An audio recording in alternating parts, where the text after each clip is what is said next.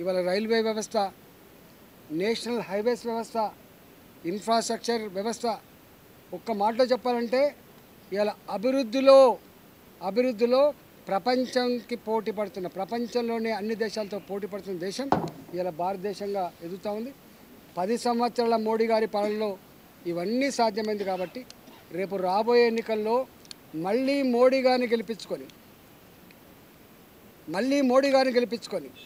ఈ అభివృద్ధిని, మన యొక్క ఆత్మగౌరవాన్ని నిలుపుకునే చారిత్రక సన్నివేశంలో, చారిత్రక సందర్భంలో రేపు జరిగే ఎన్నికల్లో తెలంగాణ ప్రజానీకానికి కూడా మేము వినమ్రంగా విజ్ఞప్తి చేస్తూ ఉన్నాం.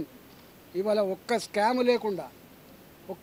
లేకుండా ఒక్క మంత్రి కూడా కింద తప్పు లేకుండా ఉండే మొట్టమొదటి గవర్నమెంట్ కావచ్చు. కోల్ స్కామ్ల గురించి విన్నాం మనం, 2G స్పెక్ట్రమ్ స్కామ్ల గురించి విన్నాం మనం. ఎందెందు వెతికినా అందందే స్కాములు ఉన్నాయి.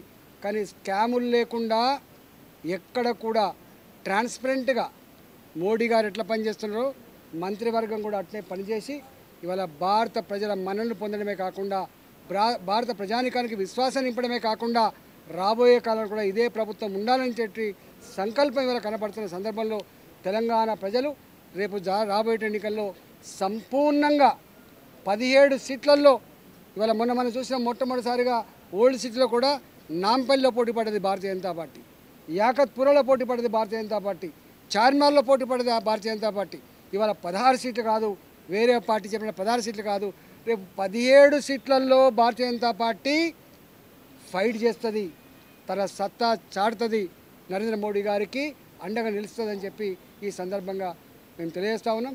తెలంగాణ ప్రజానీకం కూడా కులాలతో, మతాలతో సంబంధం లేకుండా మనం మోడీ గారిని నిండు మనసుతో ఆశీర్వదించమని చెప్పి భారతీయ జనతా పార్టీ ఈరోజు మా సమావేశంలో తీర్మానం ఆమోదించింది. కాబట్టి మీరందరూ కూడా మద్దతు ఇవ్వాలని చెప్పి, ఆశీర్వదించాలని చెప్పి కోరుకుంటున్నాం.